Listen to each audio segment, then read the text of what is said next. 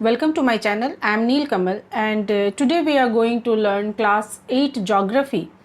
Already मैंने इस chapter के 3 वीडियोस पोस्ट कर दिए हैं। आज जो वीडियो मैं लेके आई हूँ वो इस चैप्टर का 4th वीडियो है और इसमें हम जिस सब टॉपिक को डिस्कस करने जा रहे हैं वो है natural vegetation and wild life. Some school children were visiting an exhibition on handicraft. The articles in the exhibition were collected from different parts of the country. Mona picked up a bag and exclaimed, "This is a beautiful handbag. Yes, it is made from jute," the teacher said. "Do you see these baskets, lampshades and chairs? Those are made of canes and bamboos. In the eastern and northeastern humid region of India, bamboo grows in plenty." Jessie was excited to see a silk scarf. "See this beautiful scarf." The teacher explained that silk is obtained from the silkworms that are bred on mulberry trees. So the children understood that plants provide us with many different products that we use in our day-to-day life. तो आज की class में हम जो सब topic discuss करने जा रहे हैं वो है नेचुरल वेजिटेशन और वाइल्ड लाइफ, जिसमें कुछ बच्चे हैं जो एग्जीबिशन देखने गए हुए हैं और वहाँ पे जब वो जूट की बनी हुई चीज़ें देखते हैं या सिल्क के बने हुए चीज़ देखते हैं तो वो बहुत आश्चर्यचकित होते हैं और तब टीचर उनकी क्वेरी को शांत करती है उसे जानकारी देके। तो नेचुरल वेजिटेशन और वाइल्ड लाइफ एक्चुअली ये 2 डिफरेंट टॉपिक्स हैं, पर दोनों को ही अलग नहीं किया जा सकता। क्यों नहीं अलग किया जा सकता?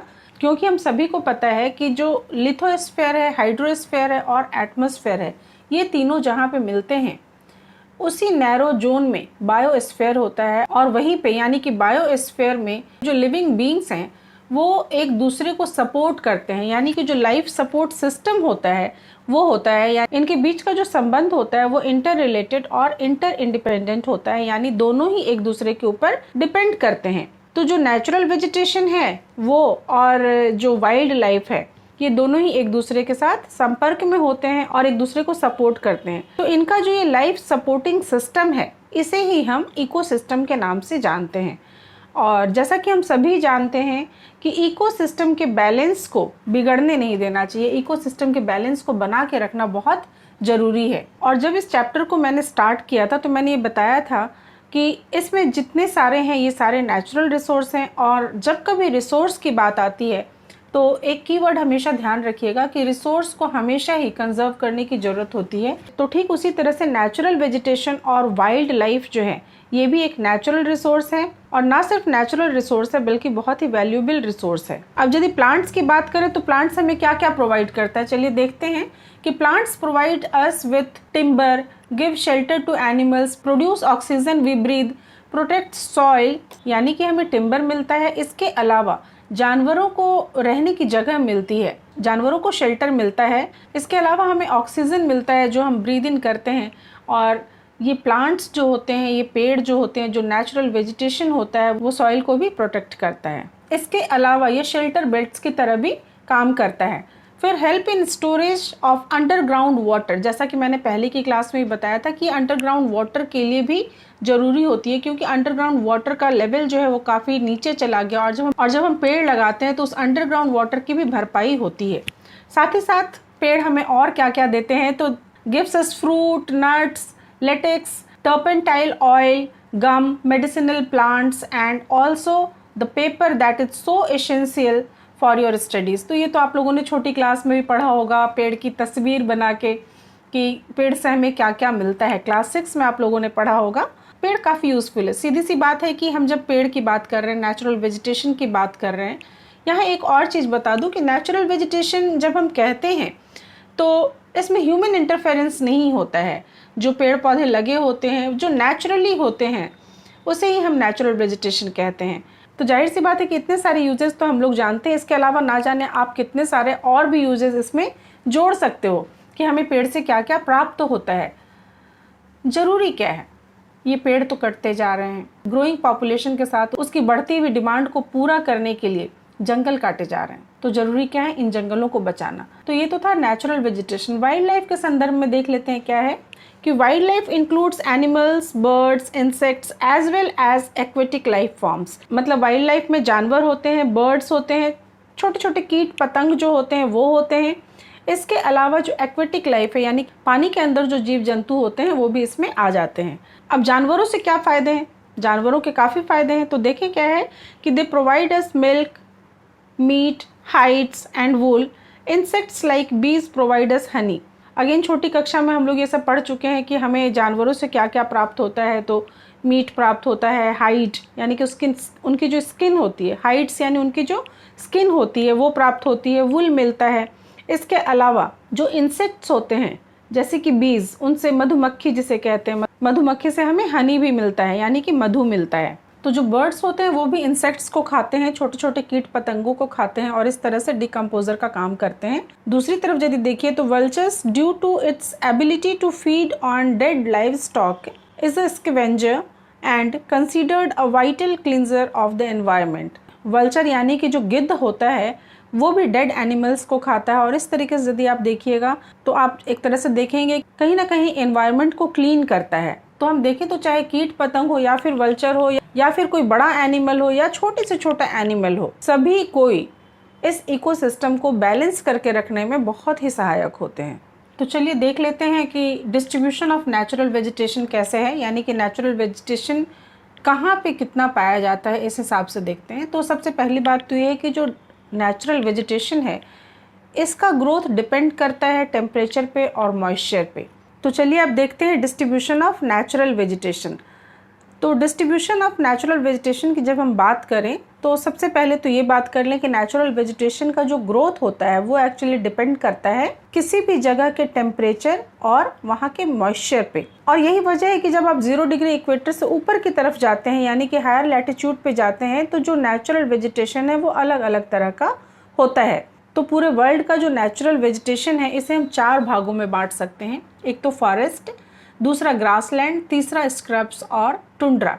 इन सब चीज़ के बारे में हमने क्लास 7 में भी डिस्कस किया था। यहाँ पे हम नेचुरल वेजिटेशन को एज अ रिसोर्स पढ़ रहे हैं, एज अ नेचुरल रिसोर्स पढ़ रहे हैं और उसमें क्या कमियाँ आ गई हैं ये भी हम डिस्कस करेंगे और किस तरह से हम उसे ठीक कर सकते हैं ये भी बात करेंगे। In areas of heavy rainfall huge trees may thrive.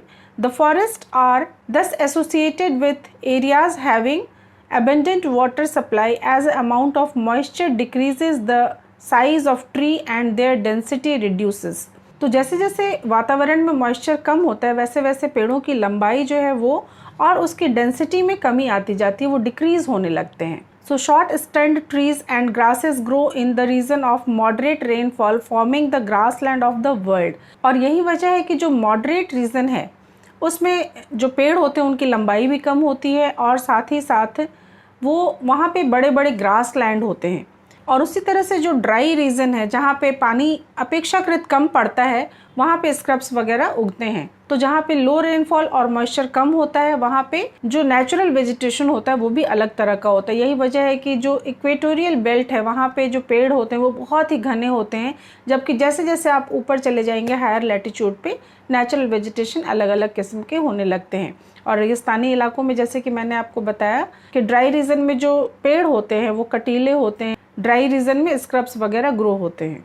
तो आज क्या हो रहा है, आज यदि हम देखें तो हम ये देख पा रहे हैं कि जो हमारा नेचुरल वेजिटेशन है और जो वाइल्ड लाइफ है वो काफ़ी अच्छा है। लेकिन आज क्या हो रहा है कि पॉपुलेशन इतनी ज़्यादा बढ़ रही है। यदि 2 सेंचुरी पीछे चले जाएं तो उस समय जितनी पॉपुलेशन थी उतनी पॉपुलेशन आज की डेट पे नहीं है, उससे कई गुना ज़्यादा है। तो ये बढ़ती हुई पॉपुलेशन की बढ़ती हुई डिमांड को पूरा करने के लिए इसकी क्षति हो रही है, इस नेचुरल वेजिटेशन की क्षति हो रही है, क्योंकि लोगों को रहने के लिए भी जगह चाहिए और खाने के लिए भी चाहिए। तो इन जंगलों को काट के डिमांड को पूरी की जा रही है। और इस वजह से क्या हो रहा है कि जो फॉरेस्ट कवर है वो दिन ब दिन लुप्त होते जा रहा है, कम होते जा रहा है। और ये इतना अधिक वैल्यूएबल है कि ये हमारा अर्जेंट नीड है कि हम इस वैल्यूएबल रिसोर्स को कंजर्व करें। तो कौन से तरीके अपना सकते हैं हम इसे कंजर्व करने के लिए, चलिए डिस्कस कर लें। So conservation of natural vegetation and wild life, यानी जो नेचुरल वेजिटेशन है हमारा वो और जो हमारा वाइल्ड लाइफ है, इन दोनों को ही कंजर्व करने के लिए कौन कौन से उपाय अपनाए जा सकते हैं। तो फॉरेस्ट आर आवर वेल्थ, जैसा कि हमने अभी डिस्कस किया कि जंगल जो है वही हमारी असली धन संपदा है। So plants gives us shelter to animals, together we maintain the ecosystem. जो अभी हमने डिस्कस किया कि ठीक है, जानवरों को रहने की जगह मिलती है, इसके अलावा पेड़ से कितने फ़ायदे हैं ये भी हमने देखा। साथ ही साथ इकोसिस्टम को बैलेंस करके रखने के लिए इसकी ज़रूरत होती है ना। तो changes of climate and human interference can cause the loss of natural habitats of the plants and animals. मैंने अभी बताया था कि जो नेचुरल वेजिटेशन है उसमें क्या होता है कि नेचुरल वेजिटेशन कहते ही उसको इसलिए हैं क्योंकि उसमें किसी भी तरह का ह्यूमन इंटरफेरेंस नहीं होता। तो अब क्या हो रहा है, जैसे जैसे पॉपुलेशन बढ़ रहा है, जंगलों को काटे जा रहे हैं, ह्यूमन इंटरफेरेंस हो रहा है ना। यही चीज़ वाइल्ड लाइफ के भी संदर्भ में हो रही है, लोग जाके शिकार करते हैं, यही ह्यूमन इंटरफेरेंस वाइल्ड लाइफ में भी हो रही है। कैसे, चलिए देखें। Many species have become vulnerable or in danger and some are on the verge of extinction। यानी ह्यूमन इंटरफेरेंस से क्या हो रहा है कि वाइल्ड लाइफ में और नेचुरल वेजिटेशन के बहुत सारे ऐसे स्पीसीज़ हैं जो कि या तो ख़त्म हो गए हैं या ख़त्म होने की कगार पे हैं या तो खतरे में हैं। तो ये एक बहुत ही दुखद बात है। और गड़बड़ियाँ वही है, डिफॉरेस्टेशन, जंगल काटे जा रहे हैं, सॉइल इरोजन, जाहिर सी बात है जंगल कटेंगे, पेड़ कटेंगे तो सॉइल इरोजन होगा, ये बहुत साधारण सी बात है। ये एक दूसरे से जुड़ा हुआ चीज़ है। कंस्ट्रक्शनल एक्टिविटीज़, ये सारा ह्यूमन इंटरफेरेंस है। कंस्ट्रक्शन हो रहा है, बहुत ज़्यादा मात्रा में कंस्ट्रक्शन हो रहा है, कंस्ट्रक्शनल एक्टिविटीज़ हो रही है। इसके अलावा फॉरेस्ट फायर, जंगल में आग लग जाती है, दावानल कहते हैं जिसे, सुनामी और लैंडस्लाइड्स। तो इसमें deforestation, soil erosion, constructional activities, forest fire हो गया, फिर सुनामी हो गया, लैंडस्लाइड्स हो गया, इन सभी नेचुरल कारणों से भी नेचुरल वेजिटेशन और वाइल्ड लाइफ का खात्मा हो रहा है। इसके अलावा यदि आप देखिए तो वाइल्ड लाइफ में भी सबसे बड़ी बात आज से नहीं, बहुत पहले से, और आज उसकी संख्या काफ़ी बढ़ गई है। लोग जानवरों का शिकार करते हैं और बहुत सारी चीज़ों के लिए शिकार करते हैं। आपको पता है कि जानवरों से भी हमें कई फ़ायदे होते हैं, तो लोग कई बार उनके स्किन के लिए, उनके सींग के लिए और भी बहुत सारी चीज़ों के लिए जानवरों का शिकार करते हैं, जिसकी वजह से क्या हो रहा है कि वो बिल्कुल ख़त्म होने की कगार पे आ गए हैं, जिसकी वजह से उनकी संख्या में एकदम शार्प डिक्लाइन हुआ है, यानी बहुत तेज़ी से गिरावट आई है उनकी संख्या में। साथ ही साथ लोग जब जानवरों को मारते हैं तो कई वजह होती है उसके शिकार के लिए कि इलीगल व्यापार भी होता है, जैसे इससे हाइट्स का हो गया, स्किन का हो गया, नेल्स का हो गया, जानवरों के nails, teeth, horns as well as feather. So some of these animals are tiger, lion, elephant, deer, black buck, crocodile, rhinoceros, snow leopard, ostrich और peacock यानी कि मोर। इन सारे जानवरों का शिकार किया जाता है और उनसे मिली चीज़ों का इलीगल व्यापार भी किया जाता है। तो यही वजह होती है जानवरों को मारने की। ज़रूरी क्या है, इन जानवरों के बिना, इन प्लांट्स, एनिमल्स के बिना, इन नेचुरल वेजिटेशन के बिना हमारी लाइफ भी खतरे में आ जाएगी। ज़रूरत है इसे कंजर्व करने की।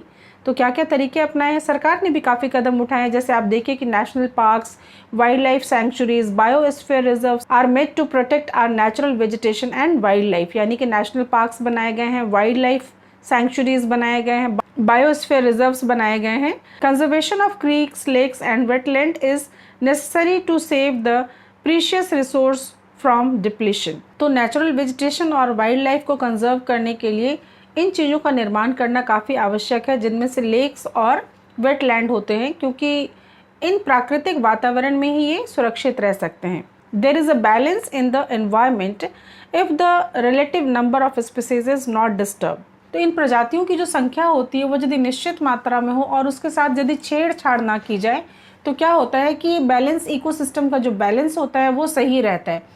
लेकिन ह्यूमन इंटरफेरेंस से ये बैलेंस गड़बड़ हो जाती है। तो वर्ल्ड के बहुत सारे हिस्सों में ह्यूमन एक्टिविटीज़ की वजह से इन जानवरों की संख्या में बहुत कमी आई है। साथ ही साथ बहुत सारी प्रजातियां ऐसी हैं जो या तो ख़त्म हो गई हैं या फिर ख़त्म होने की कगार पे हैं। तो क्या किया जाए, चलिए देखते हैं। Awareness program like social forestry and Van Mahotsav should be encouraged at the regional and community level. School children should be encouraged to bird watch and visit nature camps so that they appreciate the habitat of varied species. जाहिर सी बात है one महोत्सव जैसे programme का आयोजन किया जाना चाहिए। इस तो अवेयरनेस बढ़ाने के लिए वन महोत्सव जैसे कार्यक्रमों का आयोजन किया जाना चाहिए ताकि लोगों के बीच जागरूकता बढ़े और लोग थोड़े से संवेदनशील हों कि पेड़ों को काटना, जानवरों को मारना, ये सब चीज़ों को छोड़ दें। दूसरी बात यह है कि स्कूल के स्तर पे बच्चों को बर्ड विजिट के लिए प्रोत्साहित किया जाना चाहिए। साथ ही साथ एक अग्रीमेंट हुआ है जिसे साइट्स कहते हैं, जिसमें कि कई देश हैं, वर्ल्ड के कई देशों ने इसमें अग्रीमेंट किया है कि तकरीबन 5000 जानवरों की प्रजातियां और 28,000 तकरीबन प्लांट्स की यानी कि वनस्पतियों की प्रजातियों को बैन किया गया है कि उसे नुकसान नहीं पहुंचाया जाएगा। तो बच्चों, कई बार साइट्स का फुल फॉर्म आ जाता है, तो उसे आप जरूर लर्न कर लीजिए। साइट्स का फुल फॉर्म है the conservation on international trade in endangered species of wild fauna and flora. इसके अलावा आप ये जानिए कि ये सारे कानून बने हैं, इतने सारे नियम बने हैं, सरकार ने काफ़ी कुछ प्रयास किया है, पर मैं समझती हूँ कि ये हम सभी का, एक नागरिक होने के नाते हम सभी का ये कर्तव्य है कि जो नेचुरल वेजिटेशन है और जो नेचुरल वाइल्ड लाइफ है उसकी रक्षा करें और उसे कंजर्व करने की कोशिश करें। तो इस तरह से हमारा चैप्टर यहीं पे ख़त्म होता है। मिलते हैं अपने अगले वीडियो में। Thank you so much for watching.